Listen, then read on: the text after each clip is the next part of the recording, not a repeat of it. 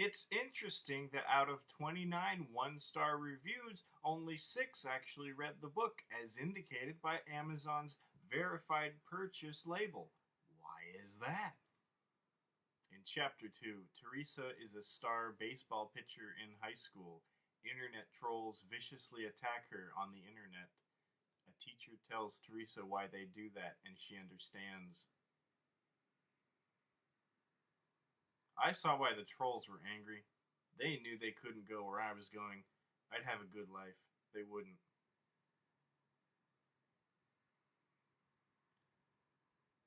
In Chapter 1, 10-year-old Teresa admits she doesn't have a clue about anything, but 9 years later she confidently says, I can do anything. How did I come so far? She asks herself, and considers a list of influences on her life. She has good parents and family support. She had natural gifts of beauty and intelligence. She has a good, loyal husband, but the most important influence are her own actions. I'm very simple. I follow my conscience. I am what I do. What is Empress Theresa about? If I wrote it correctly, it's about you.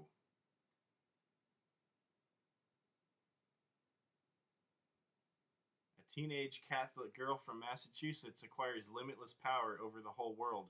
What will she do with it? What would you do with it? On page 2, Teresa sums up the human situation in a single sentence. We are lost in this confusing world unless we follow the directions of its maker. Teresa knows that the world is not a complete explanation of the world. There's a lot more. This gives her the strength to go through everything. You want a strong female? Try Empress Theresa.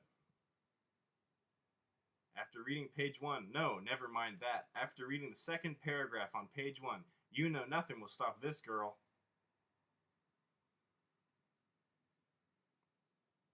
In the cultural wasteland of today's heartless media, Empress Theresa is a breath of fresh air. Show it to your 8-year-old daughter and show it to your grandmother. They'll both enjoy it. Empress Theresa is a very different kind of story, incorporating situations never seen before. It is a beautiful story of how Teresa deals with her impossible problems and how people react to her. It is full of meanings, for Teresa doesn't act like this world is all there is. I was sure I was immortal, and that gave me courage. This is a book about a heroic teenage American girl winning against impossible odds and changing the world. Sorry, my screensaver.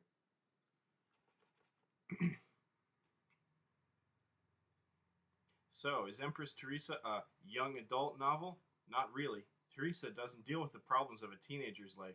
She deals with problems that involve all humanity. It should be called an old adult novel, because old people, having seen everything, will see its meaning.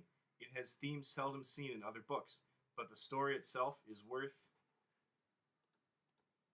Oh, that's where it ends. It is worth. Let's take a look. That's the cover.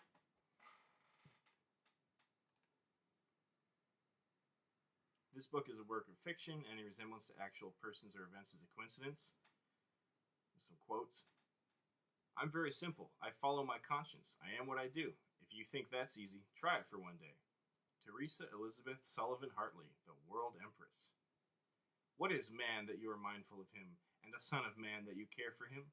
Yet you have made him little less than a god. Psalm 8.45, something like that. You can teach millions something more important. When the world falls apart around us, we look within ourselves and find ourselves. Show us what's within you. British Prime Minister to Teresa Hartley. Oh, it's a character, yeah. Empress Theresa, Chapter 1. I'm Teresa, the younger daughter of Edward and Elizabeth Sullivan, and I hope it's not bragging to say I was cute as heck at age 10. Everybody in the family said so. I was the princess in the Sullivan clan of Framingham, Massachusetts, because besides being cute, I was a whiz in school and had a good disposition. All the relatives expected great things from me. Nobody could have dreamed of what I would do a few years later, and nobody would have believed it if they'd been told. Prime Minister Blair said I'd still be remembered in a million years. Did you catch that? Churchill, Hitler, and Lincoln will be footnotes in dusty history books 1,000 years from now, and And nobody remembers Charles Martel, who saved Christianity in Europe by winning the Battle of Tours 1,300 years ago to set up the world as we know it today. But Prime Minister Blair said I'd be remembered for 1,000,000 years. Mr. Blair is not inclined to exaggerating. I was the last person you would expect to earn that accolade. I was a nobody from nowhere. When this story began, I was a little girl who didn't have much of a clue about anything. My job as a kid was to figure out what the heck was going on and what to do about it. It's not easy when you're young and everything is brand new. My father once served a tour in the Navy. He said I had to be captain of my ship, but sometimes the seas would be rough. I had to learn all I could about the world. I wondered what I should be worrying about in the 4th grade. I'd soon find out. We're lost in this confusing world unless we follow the directions of its maker. I did. It's the only thing that got me through. Everybody has pressures. There are 2 kinds. One is threats to your life and health. I had more than my share of that with 1,000 assassins waiting to get me. The other is bearing responsibility for other people's lives and welfare. That's really tough if you care about them. I set new world records in that department. People were sure I'd crack under the pressure, but I didn't. It will take smarter heads than mine to figure out why not. I'll be telling my own story, which is a good thing because nobody knows it as well as me. The drawback is that there are some things I can't know because I wasn't there. For example, Prime Minister Blair and President Stinson mentioned they talked to each other on the phone. They must have talked with many other heads of state, and it would be interesting to know what was said. It's a sure bet they discussed how to eliminate me if I got out of control, but I can't know any of that. It can be frustrating not knowing these things, but remember, you'll learn things in the same sequence I did. Somebody else telling my story could only say what I did in the world. They couldn't get in my head like you will. You'll see what a horrible worldwide mess I had to deal with. My story began quietly with no hint of what was coming. How many pages are there that I have to read? Oh, there's a lot. Let's just go for it. My story began quietly with no hint of I was home with my 17-year-old sister, Catherine, who was old enough to be my babysitter. She made it possible for Mom to go back to her part-time job without leaving me alone. Catherine hadn't been a whiz in school like me, and she was thinking of going to one of the many trade schools around Boston after high school. Mom and Dad said I should go to college. Oops. Before going on, I have to mention an odd incident that happened 6 months before I was born. Mom was raking leaves in the backyard when she noticed a fox sitting on its haunches 10 feet away. It was staring at her. A metal rake is a good weapon against a creature as small as a fox, and Mom held her ground. After 5 minutes, the fox walked away. This strange event seemed unimportant. My parents forgot about it for 18 years. Okay, now I can begin my story. Our house was next to a pond close to the river where all the neighborhood's kids spent many happy hours looking for turtles and frogs. I was lounging on the deck reading a book on the school summer list. Catherine was inside reading a magazine. Taking a momentary break from the book, I noticed a red fox walking along the pond's edge. It disappeared behind the little patch of woods which Dad let grow wild like most of the neighbors. This was very rare. Red foxes were never seen in broad daylight during the summer months. It didn't happen.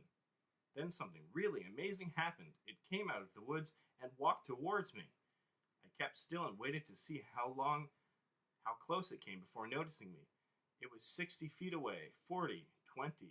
By now it was clear it was looking at me. I considered running into the house, but curiosity won out. The fox reached the 4 steps of the deck. It came up the steps, stopped, and sat on its haunches, staring at me. It did not seem vicious, so I waited.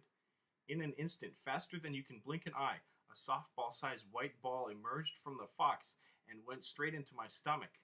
I screamed and ran into the house. The fox ran away. I slid the glass door closed and locked it just in time to see the fox disappear into the woods. "What did you scream for?" asked Catherine, who had walked into the kitchen. "There was a fox out there." "He won't hurt you," she said, and went back to the living room. I stood at the glass door for 5 minutes, watching for anything else that might happen. At last I thought it was all over. I went into the living room to sit down and think. What was that white thing? I couldn't even come up with any theory. It was nothing I had ever seen on those television nature programs. Perhaps it was a daydream from not eating enough. My mom had warned me about that. At age 10, I was already conscious of my weight and tried to stay skinny. I should eat something. I went into the kitchen to prepare an early lunch of fried eggs, a strip of bacon, toast, and milk. I gobbled all this down in a couple minutes and soon felt better. It was too little eating after all. Nothing had really happened. Satisfied, I walked back into the living room to find something else to do. I turned on the television and watched the late morning talk shows for a while. I heard fire trucks in the distance blaring their deep-toned sirens. These trucks could be heard from a mile away. They were coming closer and closer. Soon the sound made it obvious they were in the vicinity of our street. My intuition told me this had something to do with the white thing that had jumped at me. I went to the front door and waited on the lawn. The sirens were very close, and yes, there they were, turning into the street, a tanker truck and a small ladder truck. The two vehicles went halfway down the street and stopped. Already people were coming out of houses to watch the excitement. The yellow fire engines had loudspeakers that set out vocal messages loud enough to rattle windows. A conversation was going on between the firemen and the station. "What do you have?" 115 degrees here, a fireman shouted. "It's 70 here." "Yup, we have something." A crowd of neighbors was gathering near the confused firemen. I walked over to join the onlookers. "What's going on?" I asked one of my girlfriends. "They're looking for a fire." The girl's father said, "The temperature jumped up in a few minutes. Somebody called the fire department." It was hot. It was nice a little while ago. I thought it over. A fox appears in daylight, which never happens. It just comes up practically to my feet.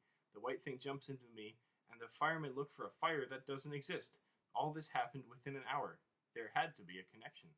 Before long, the fire chief arrived in his yellow sedan. He asked the lead fireman if anything had been found. Then they walked over to somebody's property to look at the pond. Nothing there. "Could it be a ground fire?" the fireman asked the chief. "Not likely with water over there unless it's a rock ledge underneath. We have to check it out." Thermistor probes were brought from the station, and firemen spent the rest of the morning pushing the probes a few inches into the ground to check the temperature. They did this on everyone's lawn, the area inside the turnaround at the end of the street, and finally went into people's backyards. They found nothing.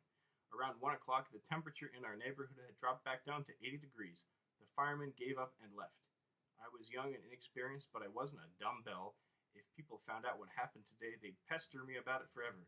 My cousin Mary was diagnosed as schizophrenic, and the whole Sullivan clan was biting their nails, waiting for the gene to show up in some other family member. It wasn't going to be me. I resolved to never tell anybody. Not even my parents would know. They think I was ill like Cousin Mary. I didn't need it. 2 days later, I woke up early and walked in. That's the end. Now here's the back cover. Another picture of what would you do with limitless power?